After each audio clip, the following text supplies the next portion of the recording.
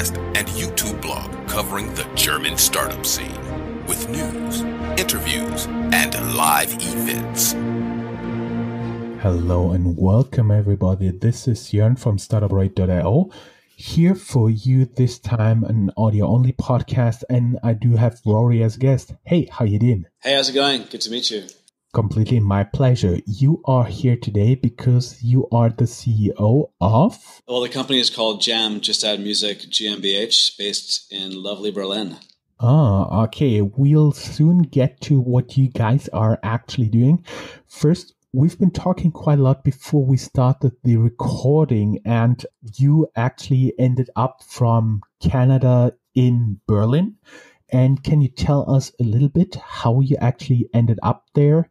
And since we do have a lot of international listeners, how is it for a non-native German speaker to live in Berlin? You like it? Yeah, sure. It's great here. So I don't want to go into a long story about my life, but effectively I moved to London from Montreal back in 2004. And I planned to stay for 1 year, but I ended up staying for 10 years. I had a great time in London. I worked for a startup. I worked at Orange France Telecom, the big mobile operator. And I also then ended up working at TripAdvisor, running the mobile partnerships team globally. And that was a great experience to see the growth of mobile and how it transformed the business and how the business had to adapt to mobile and also where the audiences were going in terms of their usage.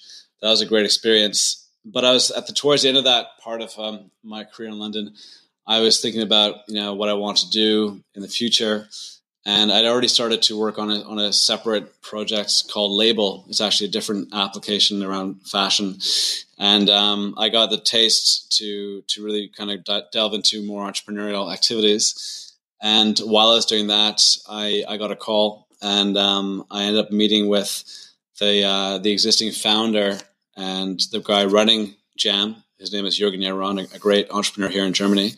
And we got to talking. And he said that he had a really cool little company going on, a great little app that was more to do with music, and that he was looking for some people to come into the business and kind of take it from there because he's very busy with other investments and he runs another very big company as well. So I looked at the app, which is called Music Maker Jam, and it just started to get me very inspired, and it was effectively a way to create music very quickly, very easily in a mobile phone format, and then to also share that music with an instant audience globally. So that combination to me was really, really enticing. I'm also historically a past musician. So when I was younger, from the age of 15 to about 25, I was very serious about my music career, and I played guitars in several bands, put out about maybe 3 or 4 or 5 records. I toured across Canada, toured across the States, had a great time doing that. But even when I was younger, I had trouble moving into a more digital or a computerized version of music creation. I was always doing it on my guitar. And what I found with the app Music Maker Jam was that it was very easy to just do digital sequencing and looping and sampling. And for me, that was really appealing, that I could go from being more of a rock guitar guy, and suddenly I could also do more sort of DJ club music. So that for me was really enticing. I also realized that for a new young person coming into the music industry, that they would probably access music for the first time, not at a music store, but actually in the app store, and probably on an application like Music Maker Jam, where they would get a chance to explore their own tastes, their own influences, try some music out, and share with their friends in a way that would be a very positive experience and a great way to interact with music at an early age. So that was the big appeal for me to join the company. And then I also had to make the decision to move from London to Berlin with my very young family. And we moved here about a year and a half ago, and we love it. We think it's a great city, very friendly people. Obviously has a fantastically deep history and very dynamic cultures that are intertwining here in Berlin. And I think what's very interesting is that it's a very positive atmosphere, very much a can-do attitude. And while I don't speak German at all fluently, I'm still learning. I do get by, no problem, and I feel everyone's open to it, and especially the younger generation are very fluent. And it really feels like the world is coming more and more coming to Berlin, and Berlin is kind of enticing and attracting the world to come here. and you can feel that energy is quite strong and quite impactful. The first thing I had in mind when you said you're a guitar player, musician yourself, did you actually sing? Yes, I was a singer. I was the lead singer for a band called Mishima, which was a band that was quite popular in Montreal in the late 1998, 1999, around that time. And we were a self-professed art rock band. So we're very, very pretentious, very loud bands, very noisy. When I hear that music now, it's pretty loud for my ears even. But it's a great time to be doing music. Montreal is also a music mecca, I'd say. Really well known for its music scene, and a lot of artists move there from across Canada, even from across the world, just to play music. It's a quite cheap town to live in. So I had a great time playing music. I really miss it, and I really enjoyed it. That is very fascinating, because I gotta admit, I love to sing, but my wife once asked me to sing not that loudly in the shower because it's like bothering everybody around me. So I won't do it in public. And like when we talked about before, so basically Music Jam is a app that helps yourself create music, right? Yeah, we have a few different ways that it's been described by different people. So some people call it the Instagram for music creation. And the reason why they may use that kind of metaphor is because you can effectively create music in the same way you create a photo on Instagram, but also share it directly with an audience who are waiting to find out about your next photo, what you want to express. So in Music Make a Jam, you have the same opportunity to create something new, which is a track, and then to share it with an audience who are either a fan of yours, following you, or who may discover you. So we do have many, many people who have, again, millions of profiles in the application. And some people have many followers, up to 6,000 fans or 8,000 fans. And that's because they've become quite good at creating very compelling music in the application itself, and building a following through their style, or through their ambition, or their persistence. And by also, I think, their effort to grow a fan base. It takes effort.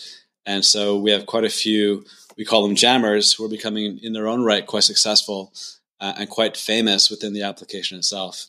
Another way to describe the app, which I also came up with, which is a way to get it across quickly, is to call it kind of like Lego for music. And Lego, because Lego blocks are so easy to put together, and they've been built to be interoperable. And we've also taken the same approach to how we allow people to create music in the application, is that we offer them samples and loops from many, many different genres, from, say, Detroit techno to Chicago house. And we allow them to put those samples together in a way that it all is interoperable. It's because we actually put all the samples into different keys and pitches, so that when you combine a Chicago house bass line with the Detroit techno keyboard line, the application actually figures out what key it's in, and then auto matches it so that the key is always correct. And this, even though that sounds trivial, it's actually quite hard to do, but also is an incredibly powerful problem solver for musicians who now no longer need to figure out what key they need to mix their sounds together. So if you are an amateur musician, or even very new to music, the last thing you want to deal with is a sound of your own music not fitting well together. And because we've made it interoperable, that Lego for music metaphor kind of works, because everything does fit together, and no matter what you do, you will come out with something that is a structured piece of music. And what do you guys actually do with your soon-to-be launched app service called Loudly? Yeah, I mean, Loudly is really exciting for us. When I joined the company, the biggest question I had, or that I wanted to try and solve, or also that also got me very excited, was the question I posed myself was, what does a world look like, or what does an experience look like that goes beyond music streaming? And I thought about that for a long time. Had many discussions here internally with my colleague and my collaborators, and Gabriel Hacker, who's also the CPO of the business. We spoke as well with many musicians and other people in the music industry. And what I kind of became aware of is that it's sort of like how either I would like to experience music, or even how other people would probably want to as well, is that when I go into a music experience portal, I want to do a lot of things. I want to be able to see photos. I want to see videos. I also want to hear the music, of course, but I also want to be able to chat and meet other people. I want to kind of have a place where a lot of things are happening together that's not focused on one business model and not restricted. And I think, when I think back to MySpace, as beautiful as it was, and even though it had its own kind of historical curve and demise, but it was an exciting thing when it started. It was kind of a free-flowing place, and a lot of things were happening. And you really had a sense that you were in a place where you were able to express freely as an individual and able to meet people who were like-minded, but also you're able to have this kind of scattered or wide variance of media accessible to you, whether it's a music MP3 or whether it's a photo or a video or text or social connection. And so, that demise happened a long time ago, but the rise of streaming sites, which I think has been a fantastic thing for fans who get to experience music differently, is that it's been very focused on one business model, which has been it's not necessarily a weakness, but it means that the fan experience is limited because the business needs to prove itself through the streaming model. And what I saw was this huge opportunity that if we didn't focus on the streaming model, we could focus on everything else around it. And that's what our ambition is that we will launch Loudly very soon. It is still, I would say, at the kind of MVP stage, but the opportunity to grow it and to develop features very quickly and to get fans really excited about a new kind of experience is very, very realistic. And then we think we can definitely achieve that. And the ambition is there, the vision is there, we have the right DNA in the company. So that's a very exciting, I think it's going to come up for us pretty soon. And you've been talking about other streaming services. You are headquartered in Berlin, and the white elephant in the room is right now SoundCloud, who is going through a very tough time. What would you say is the main difference between you and the guys from SoundCloud? SoundCloud is I think was an amazing thing as well. I think when it came up and when I discovered it myself, I was shocked at how simple an idea it was, but how viral and what a great need it tapped into, which essentially people wanted to discover all kinds of music and they wanted somewhere to put it and fans could find it. And there was ways to really break down the barriers and the gateways that do exist in the music industry. So I think it really is an amazing thing. And I think it's easy for the media to deride it and to be cynical about it. But I think it did an amazing, it achieved a huge amount of runway, and it really opened up the discussion and the experience of music on the internet. I don't want to talk too much about SoundCloud because I don't work there. But our vision is really different. I think also we have different DNA in this company. So if I talk about our company and what the DNA is within our team, it's like we have, all of us are kind of ex-musicians to some extent. We have a music producer studio in this building where we actually pump out our own music that our users then use to sample and to mix. So we actually have music creation happening here, like down the hallway. I interact with our music producer on a daily basis. We have a video guy here who creates videos that we launch on YouTube pretty much on a daily basis. So we actually have a video production studio in the building, and we really love video. We think it's a great thing to use, and we know that people love video and they want to watch more of it. So we really want to tap into that. We have people who are music labels and music festivals here. So our content managers are working on Spotify playlists. They're working on reaching out to artists and getting them to come into our company and release their music through us. And then we have graphic designers who are, again, ex-music industry, pop culture aficionados who create amazing, beautiful graphic imagery to, again, to kind of relate to our music audience. So I think we have a very different DNA that I've ever witnessed compared to other tech companies. However, we're also extremely tech and data driven. We have a team of about 12 developers, and we have a chief product officer. We have a data analyst. So we have the kind of a combination. I see ourselves more as like a hybrid, and maybe that reflects my own personality. I'm very much a hybrid kind of guy as well. Right brain, left brain. I like to use an equal force, and I think we're that kind of company. And so we're starting from a different place, and our goal is, I think, to reach a different kind of experience for the fans. And again, we don't have the same pressure to lock in a streaming model that somehow pays off, which we all know is extremely difficult to pay off in the long term, unless there's huge investment. So I feel like the problems that we face are more like, how do you build a music experience without getting too locked into a streaming model? I think that's a great thing to solve, because it actually forces you to look at other creative avenues to develop your business and develop your fan base. And that's what we're really all about, is how do we do that in a different way? And I think to be different today is so important, because every streaming service I've seen is all trying to replicate each other. So in my mind, it's actually becoming a commodity. There's no differentiation. And even if you differentiate the content, you can do that to some point, but you still feel like the majority of the content is the same. So the experience is no different. So really, it's, which one will go beyond that and really deliver something unique. And that's yet to be seen. But I know that what we can do here for Loudly is deliver something unique and different on day one. So that's what gets me excited about launching a new experience in this category, music industry, which is a tough one, but being different from day one. That's very interesting what you said, because it matches up pretty much my observations that all the streaming services are more or less alike, and they're different, which I really like about the idea. And when we talked before, and one of the reasons you're here today is you are actually a kind of a hidden champion. You have like 2 million monthly active users. And right now, as we are recording this beginning of April 2018, you have 15,000 members signing up each day. Yeah, that's correct. I think what's amazing is that we have this huge velocity of 15,000 new members coming into the app on a daily basis. And that's driven primarily through organic search, referral, word of mouth, discovery. Somehow people are finding our application in the App Store, and we have a very high rating. So people feel comfortable downloading us and installing us and exploring what the company is all about or what the service does. And because of that, we have this huge velocity of new people coming in every day.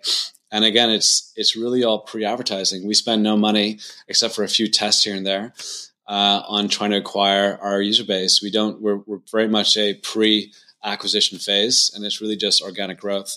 We're also global, so the beauty is that we have quite a large base in the USA, which is phenomenal for a European company, having spent no money. But at the same time, what I find exciting is that we have very fast-growing markets in Russia, India, South America. And of course, because music is a huge global appeal, it's a huge phenomenon. Everybody wants to be a part of it. And I think that interest in music is driving the interest in our company. So we just get a lot of people who come to the App Store who type in create music as a keyword term. And we're usually in most territories the number one result as an app for create music. So we're getting a lot of velocity for people coming into the app. And now our goal is to extend that and deliver them more things that they like to do. When you've been talking about your fan base, I was actually smiling, because I do believe there's a lot of digital interest, if you wouldn't mind calling it so, from those countries, because it's the same with us. We also have a big user base, listener base up there in the United States. And also we see more and more interest coming from many interesting emerging markets, especially Chile and Brazil.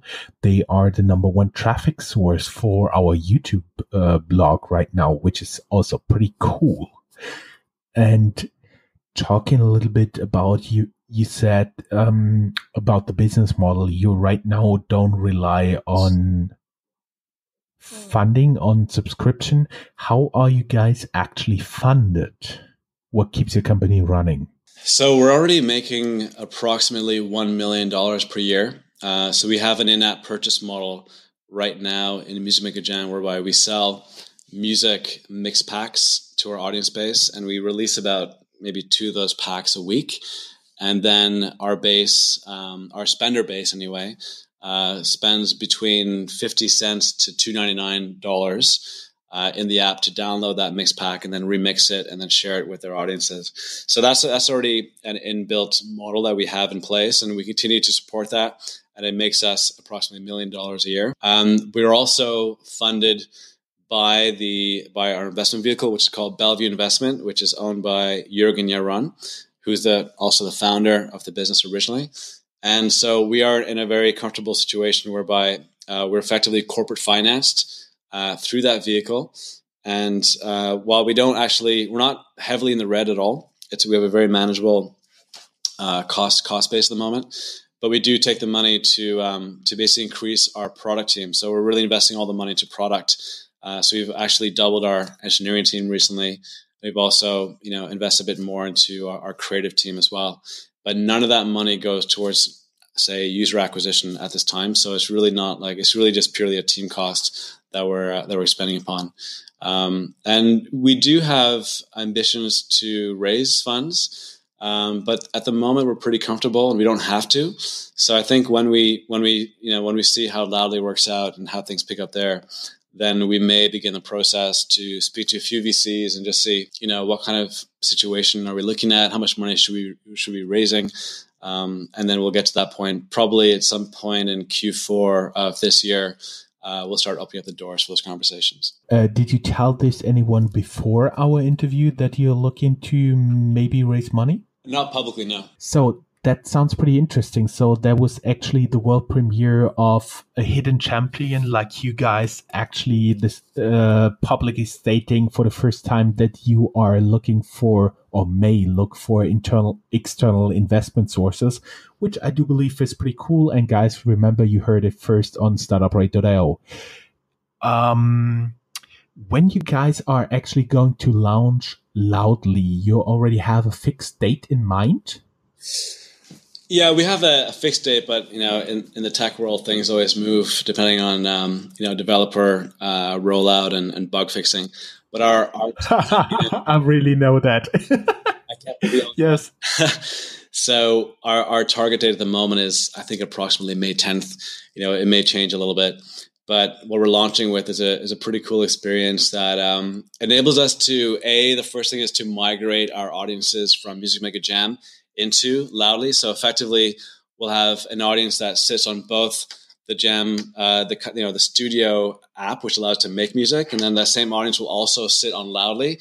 So we actually get immediately a very big audience on the app, which I think is important because we don't want it to start from scratch and have no one in there. So we'll have a lot of people in there. The second thing is that we have created a new feature which is called Crews. It allows people to self-organize into teams or groups and to release music or content or photos or videos even under one brand. And we did that because I discovered that in the current app, Music Mega Jam, that a lot of people were actually self-organizing on different apps, on chat apps like Kik and WhatsApp, and they were actually releasing music under little brand names. So they're actually creating their own little groups, but not in the application. So for me, that was a really interesting thing. And I thought if we could do that in the new app, then it'd be really appealing for them to get self-organized there. So we have a lot of different cool little hooks that we're using to get people to come over and to make them sticky. And but also the idea around Crews is also a way for people who are young, who love to be together, to interact with one another more effectively and to kind of like say, listen, we're a crew about hip hop, or we're a crew from Berlin, or we're a crew from Rio, or we're a crew about we're like mega fans of this artist, and they can just get organized in whichever way they want to. They can do it in the app itself, and they can release content and media, and they can also build a following. So it's a really cool experience that I've not seen in any other really apps. Really, I think Facebook have these things where you can create groups and big events, but ours is really focused around kind of music culture. So I think that's what makes it a bit different. So that's really cool, and we'll see how that plays out. I'm expecting to see a lot of variance and variation, and I hope to see a lot of dynamic kind of crews develop who are not just music focused, but also maybe they're all into design and photography. Maybe they're into they're maybe dedicated towards one artist or band they like. So kind of like a mega fan group. I think that's kind of cool too. So we're really excited about how that's going to play out, and that we should probably see the beginnings of that happen. Certainly the first month of launch, we'll see how they start to behave in the app. Ooh, well, that's a lot of things you have planned for the future, guys. The only thing that's left for me to say would be best of luck. Everybody who would like to reach out, we'll have your LinkedIn profile linked here in the interview. So all potential investors know how to get straight to you, right? That's great. Awesome. And of course, we'll have a lot of links to just that music, Loudly, and all the other stuff. If you're listening to this in your podcast app, go to www.startuprad.io and have a look at the show notes. If you're listening to this in either Facebook, YouTube, or somewhere else, or SoundCloud, just go down in the show notes and have a look. You'll find all the links there. Rory, it was a pleasure having you here, and hope to hear back from you when there's some update on your situation with the Music Jam or Loudly or raising capital or something else. Thank you. The pleasure is mine. Thanks so much. That's all, folks. Find more news, streams, events, and interviews at www.startuprad.io. Remember, sharing is caring.